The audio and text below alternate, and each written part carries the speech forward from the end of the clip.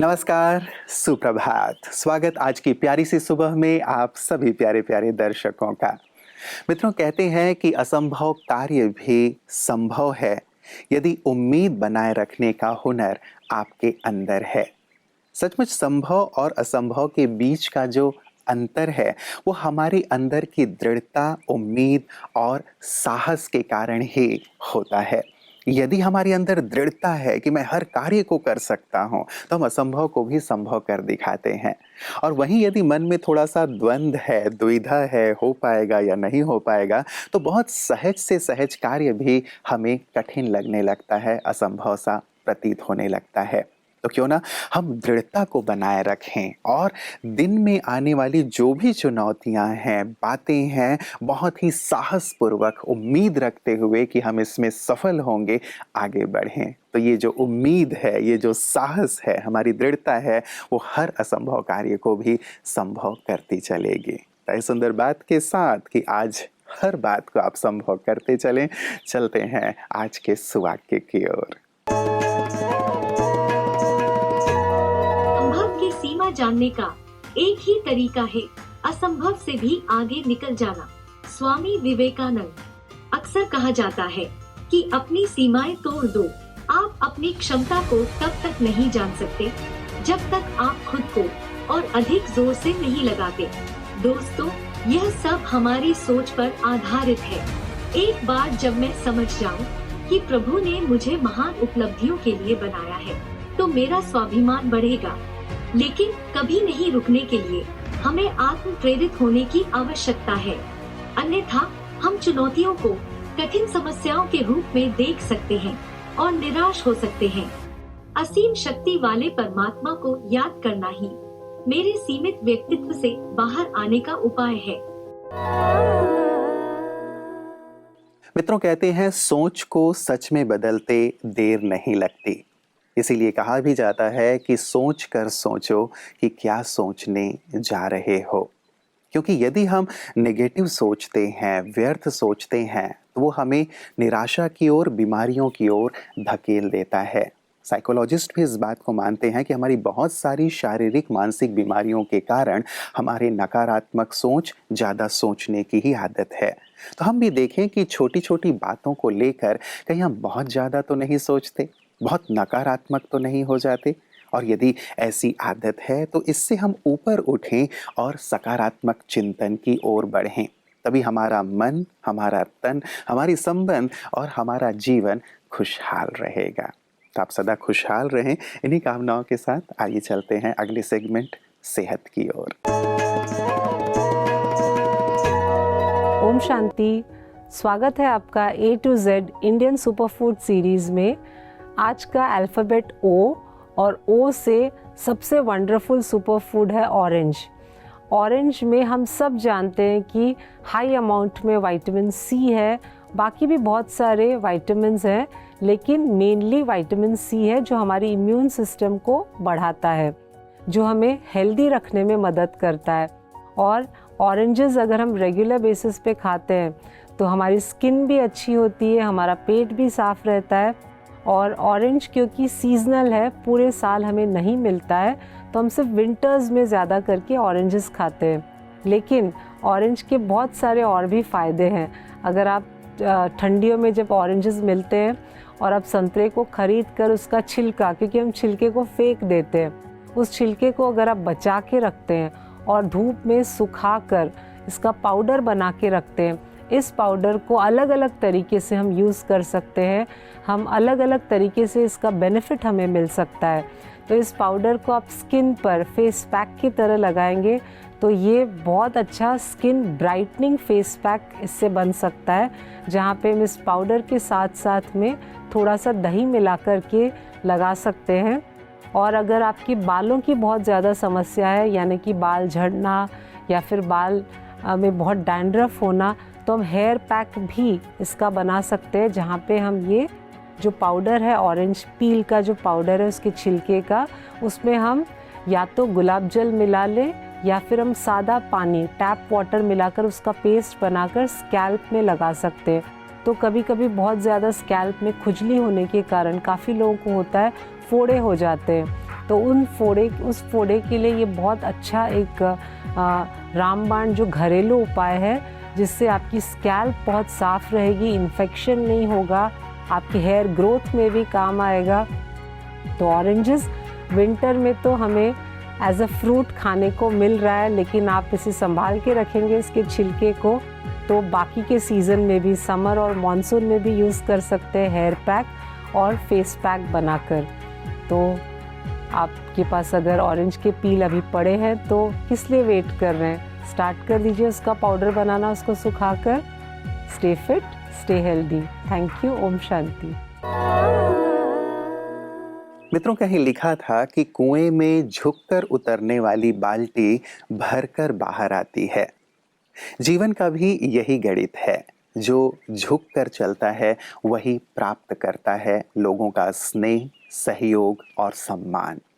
और यदि अकड़े रहते हैं, अहंकार में रहते हैं, तो हमें कुछ भी प्राप्त नहीं होता, बल्कि लोग हमसे दूर होते चले जाते हैं।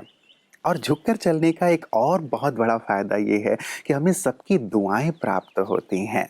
दुआएं अन्य साधनों से भी प्राप्त होती हैं, लेकिन नम्रता सचमुच सीधे सीधे लोगों की दुआओं का हमें पात्र बना देती है। तो हम क्यों ना दुआएं लोगों की अर्जित करते चलें, क्योंकि ये दुआएं ही तो दुविधा के समय में हमारे काम आती हैं।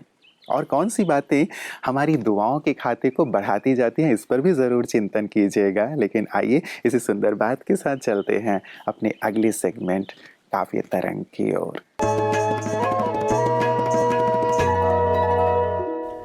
आप सभी को मनोज खुशनुमा का नमस्कार।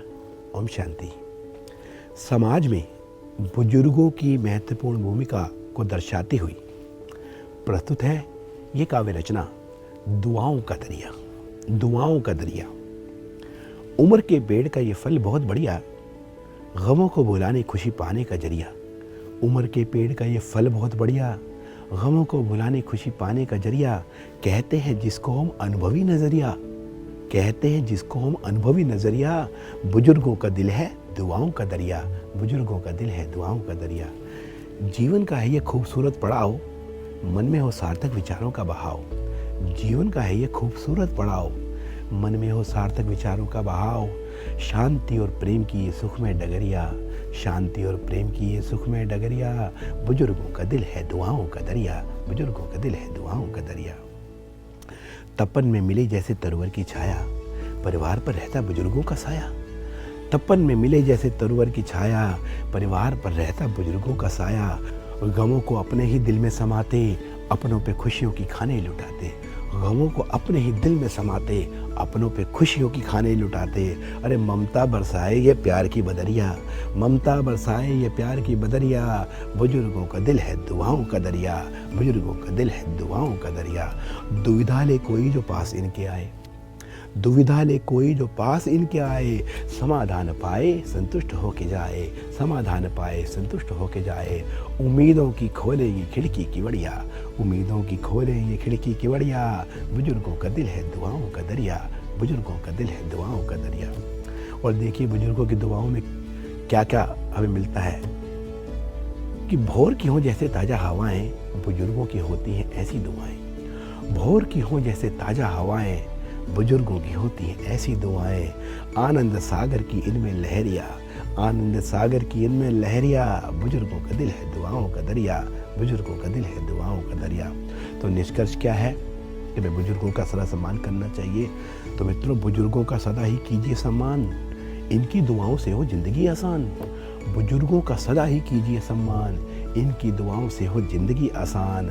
आपकी कठिनाइयों की तोड़ दे कमरिया, आपकी कठिनाइयों की तोड़ दे कमरिया। बुजुर्गों का दिल है दुआओं का दरिया, बुजुर्गों का दिल है दुआओं का दरिया, बुजुर्गों का दिल है दुआओं का दरिया। धन्यवाद, नमस्कार, प्रणाम, ओम शांति। मित्रों, बात दुआओं की चल रही है तो सचमुच दुआएं वो बल हैं, वो दवा है जो जीवन में हर परिस्थिति में हमें आगे बढ़ने में मदद करती हैं, रॉकेट का काम करती हैं, हमें सफलता की ओर लिए चलती हैं, जीवन को खुशियों से भर देती हैं। लेकिन कैसे कमाएं, हमने नम्रता की बात देखी। और एक बहुत सुंदर सी और जीवन की धारणा यदि हम जीवन में ले आएं तो दुआओं का खाता हमारा बढ़ता चलेगा। और वो सुंदर धारणा है निष्काम सेवा। बिना किसी कामना के हम सबकी सेवा करते चलें, सबको देते चलें, अच्छाइयाँ देते चलें, प्रोत्साहित करते चलें, अच्छे बोल बोलते चलें, हर जगह जिसे भी ज़रूरत है उसे मदद करते चलें निष्काम भाव से। तो आप देखेंगे कि दुआओं का खाता आपका जमा होता चलेगा और आप अपने जीवन में बहुत ही हल्केपन का, आनंद का, सुकून का अनुभव करेंगे। गुरु नानक की फिलॉसफी थी सर्व धर्म की। अगर आपने गुरु नानक की लाइफ को पढ़ा है, उनके पहले साथी मुसलमान थे जो जिधर जिधर भी गुरु नानक देव जी गए उसके साथ गए जी। और वो रबाब बजाते थे, गुरु नानक देव जी गाते थे। और सिख धर्म में सर्व धर्म को मान्यता देती जाती। गुरु नानक ने हमें सिखाया कि सर्व धर्म, सब धर्म ऊंचे हैं, ठीक हैं। उनका मतलब है धर्म का एक अच्छा इंसान बनाना। और हम समझते हैं कि अच्छा इंसान कौन है? जो कंपैशनेट है, जो दूसरों की मदद करता है, कोई चोरी नहीं करता, दगा नहीं करता, झूठ नहीं बोलता, अच्छा है। अगर किसी को ज़रूरत हो तो उसकी हेल्प करता है।